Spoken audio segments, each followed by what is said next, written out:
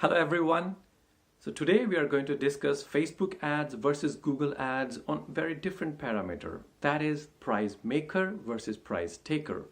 So can you make the price on a certain medium versus you are just a price taker on the certain medium. So first of all, what's the difference between being a price maker and a price taker? So price taker is a scenario where you can't decide the price of your product or service in a silo. So you have to see what your competitors are offering, what their pricing is, and price yourself somewhere around that range.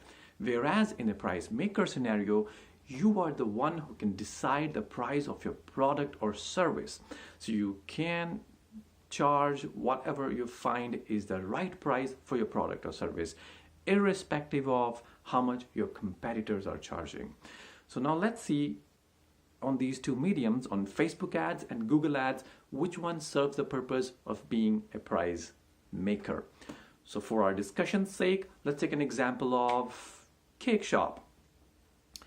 And let's decide on a couple who is going to search for a cake shop for their upcoming event. And let's name these couple. It's Jonathan and Sarah. So Jonathan and Sarah is going to have an event in few days in their home. And this event could be a one-year birthday of their son, Donald. So Jonathan and Sarah decide on their budget. They decide how much they want to spend on the cake. They go to Google and they start searching for Google. So remember here, you can't go into Jonathan and Sarah's home or their bedroom and say, hey, come Google us. We are here on Google waiting for you to click. No. So you are dependent on they coming to Google and start searching for you.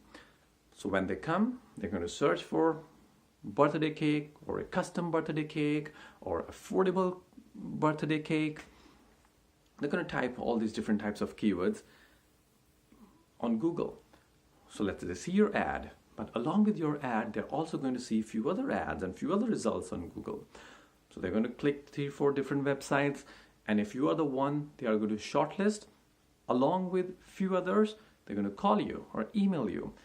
But they're also going to call others they have shortlisted. So here for you, there's a very little room that you can price way beyond what others are pricing, because they already have created a budget and now they are proactively looking to shortlist and finalize the cake shop. Now compare this to what will happen on Facebook. Imagine you're running a Facebook ad for your custom cakes.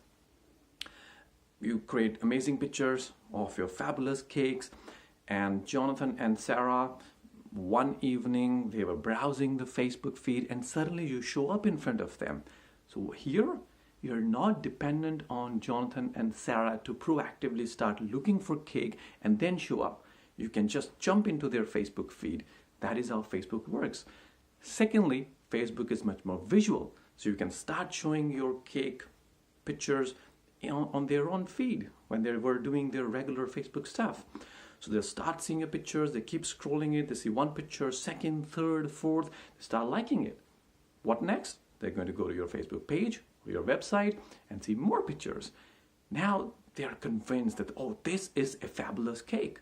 This is amazing. This will look amazing. They start visualizing in that cake in the setting of their event place where they're going to have an event. This cake will look amazing in that setting. So now you have already played on their emotional mind. You have already got into their good books. When all this has happened, after that, they are going to check for the price. So now let's say you price it for $300. So they may think it's expensive cake. If they think it's great pricing, then that's it. You have done the deal. But let's assume they think it's an expensive cake. So from here, they may again go to Google. They may start typing in for cakes on Google. But remember, this time they're going to Google with some benchmark. And what is the benchmark? Benchmark is your cake.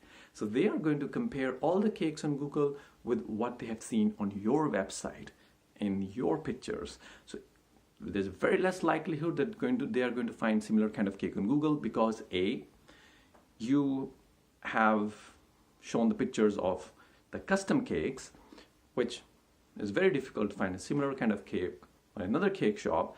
Secondly, even if they find something similar, they will start convincing themselves that, oh, this is quite similar, but not exactly there, which we saw on Facebook. So that cake on Google, which now they're seeing at $200 or $180, even though it's priced $100 or $120 lesser than yours, but this couple is going to convince themselves that, hey, look, cake is the most important thing in the event.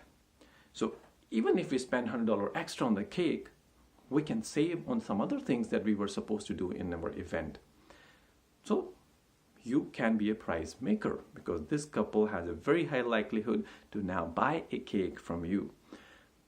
Therefore, as a recap, on Facebook, you can be a prize maker because it's visual, because you can intrude onto your customers' Facebook feeds. That's what Facebook offers as a service to you as an advertiser. Whereas on Google, you're dependent on A, when they're going to search, and B, what your competitors are offering. So that's it for now for this video. There are a lot of other parameters on which Google works great, but those we'll discuss in some other video. Thank you and have a wonderful day. And if you enjoyed the video, like it, share it. If you have questions, put down in the comments. Thanks.